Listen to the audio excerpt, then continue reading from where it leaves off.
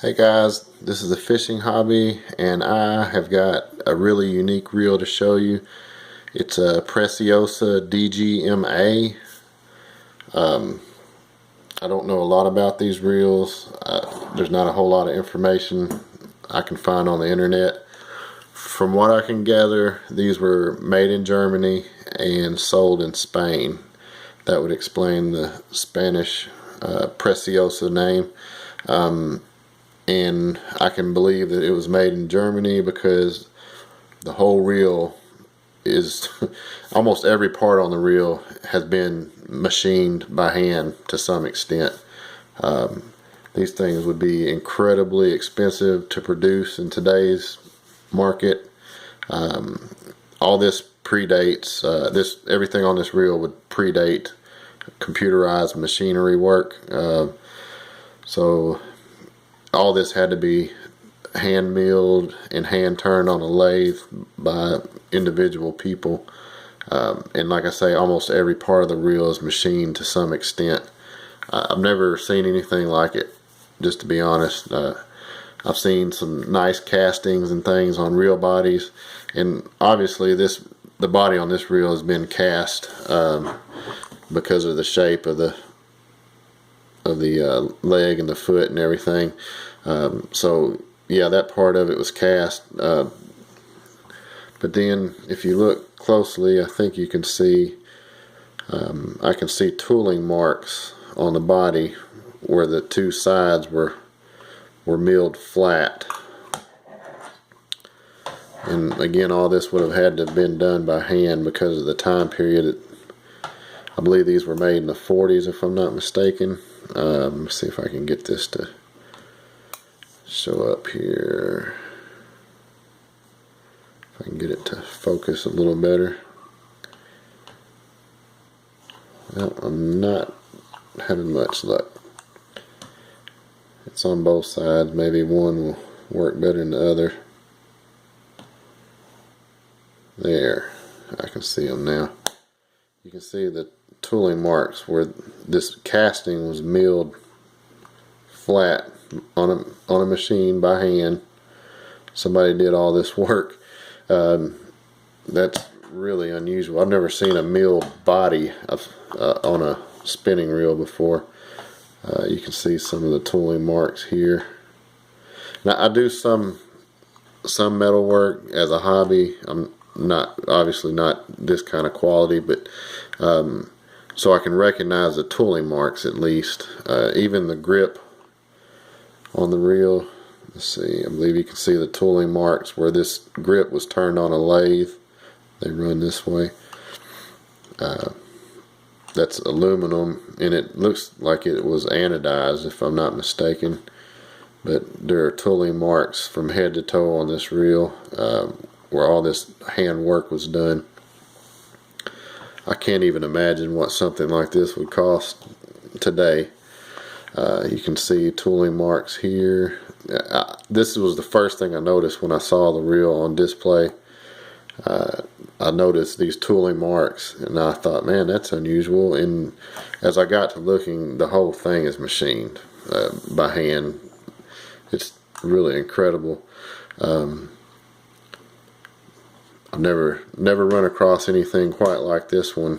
Everything about it's unique, or it's very unusual at least. You can see there's a slot here machined out on this arm for the bell, and the bell spring leg is seated in that slot. I've never seen that before. There are stoppers on each side that are just nuts that have a screw coming from the inside. I'm sure that these nuts are attached to that stops the bell travel when it's open and closed. And the bell spring actually works great on this reel.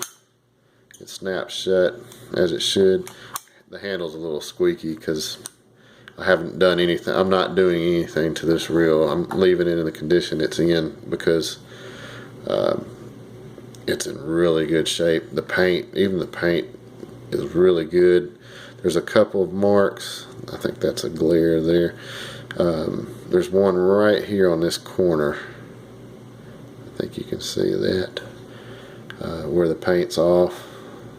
A lot of this is, that's not actually paint. Well, yeah, there's a little chip right there.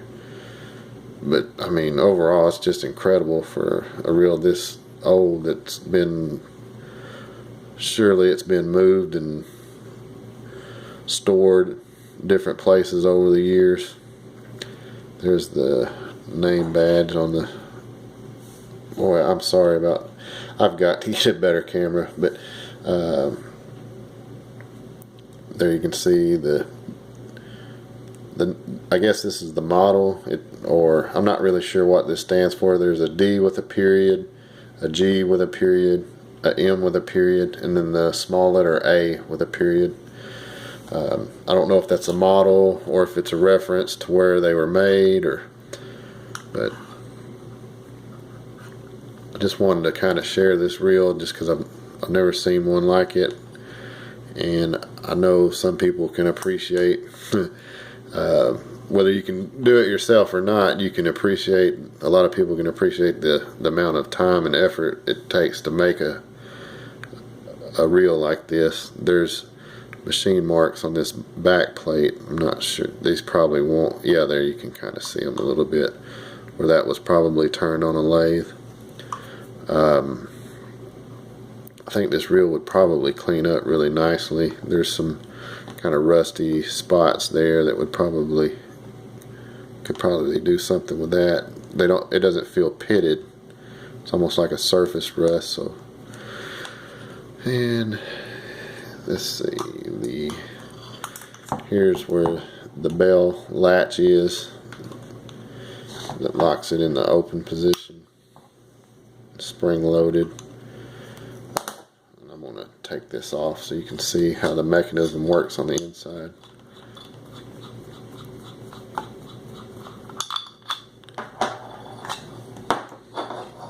Here's the arm where it locks the bell in the open position, and it catches, boy, that closes smoothly. It catches, there's a cutout in the back plate that arm catches on. There's a little, I don't know if that's a roller or just a round pin, but I think it might have actually have a roller on it. It's so smooth where it kicks over, but you can kind of see it's a kind of a cam shaped cutout that starts right about here, and then it gets larger to kick that bell spring over as it goes around. So when you open the bell, it locks down, and as it moves around, it hits that little cam cutout shape and kicks it back over. And it does it almost effortlessly. It doesn't take much effort to get it to kick at all. So the spring is really strong. The mechanism itself works really well. It's a very, very nice old reel. There are tooling marks on the rotor. I believe you can see some of that there. This thing has been machined by hand from top to bottom pretty much. It's really amazing to me. The spool is aluminum, and the spool has been machined as well. You can see tooling marks on the inside and the outside of it, and it might not show up real well here. Very nice, very nice. There is a clicker on this, but I believe in Europe a lot they used a lot of back reeling, and maybe in the United States too, at a much earlier time period than the reels I usually run into. But this clicker, there is no drag on this reel. There's no drag washers or anything on it. That's just solid aluminum in the spool all the way through. So there is no drag to speak of. And I think what this might be, the intention of the clicker, is somebody might know about this more than I do and be able to tell me. But I think what you would do, the reason why there's a clicker, I think it might be kind of a bite indicator. I'm not doing very well here, am I?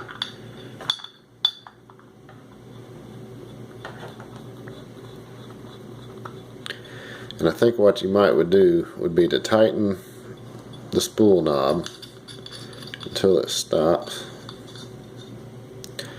and then just turn the spool counterclockwise, and that will back this off just a hair.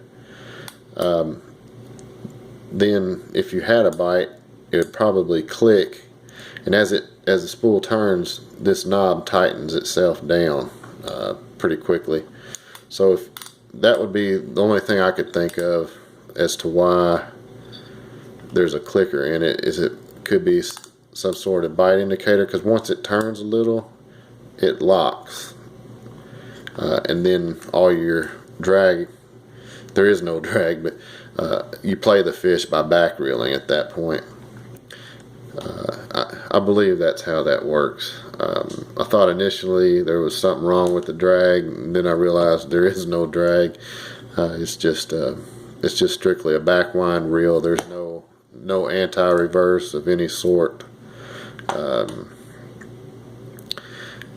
There is one minor issue with the reel. At the top of its spool travel, there's a spot where it rubs a little bit, and I've actually pulled this side plate off and looked to make sure the gears were in good shape, and they are. They're actually, it's got a nice gear set in it. It's actually a set of gears, it's a beveled set of gears. It's a lot like the Mitchells used, really nice French made Mitchells. It's a real similar gear setup to those, with the beveled gearing. The pinion gear is beveled, and then the drive gear matches it, and it's pretty smooth. I'm sure this thing could be cleaned up and be made to be smoother, but I'm going to leave it like it is because I believe it's got the original grease in it. It's actually not gummy. I don't know how that happens. Most of them, when they're older, you take them apart and the grease is solidified somewhat, but not in this one. I don't know if they used a different type of grease than a lot of them used, or higher quality. But at the top of the travel of the spool, there's just a drag right there, and what it looks like is happening to me is there's a block in here that the oscillation arm runs through, and when the oscillation arm reaches the top of its travel, it looks like it rubs on that block. Now there's probably some way to repair that, but I'm leaving this alone. It's in too nice of a shape to be messing with it. I'm not keeping this reel for myself. It's a lot bigger than the reels I use. I'm not a reel collector per se. I have a lot of vintage reels, but I use them. I'm not into collecting reels just to look at. I use my reels, but a lot of people like to collect unusual reels, and this one would be very unusual in my opinion.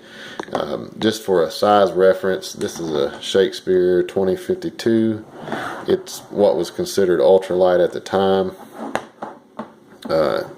You can see the size difference. I cannot use this, and I don't think I'd use it anyway. It's just way too unique to mess it up or take a chance on something happening to it. This belongs in a collection. These are nice older reels, but you can pick them up fairly inexpensively. I've done a lot of custom work on this one, but I don't mind using this. This I would not want to use. I believe that needs to be on display somewhere or in somebody's collection. So I'm going to sell this one on eBay, and I'll put a link in the description to my listing once I get it done. Hopefully there's a collector out there that will want this and would enjoy having it. I saw it and I couldn't leave it sitting there. I had to take it with me because I knew somebody would want it. It's just not, it's not the type of reel I'm looking for, but I can appreciate the amount of work. I don't even, you might be able to tell these side plates were all machined too. Just amazing. I mean, something like this, what would it cost nowadays to have all that hand work done in the over $1,000 maybe? I don't know. It would be outrageous. Everything's done on CNC machines that's computer controlled. You know, people put in the metal and punch it up on the computer and you got your part. The machine does all the work. Not this. This was all done by hand. Really unique. A lot of the reels, you know, made in the 70s and 60s, your rotors were cast, your body was cast with no machine work done to them. There was very little manual labor done on the 60s and 70s reels. This thing was made almost entirely by hand. It's really amazing to me. It's more like a work of art. But anyway, I'm going to get off here. I just wanted to share that with y'all. I'm going to put a link in the description for the eBay listing, and hopefully somebody will add this to their collection and appreciate it for what it is. A really nice piece. Alright, thanks guys. Y'all take care.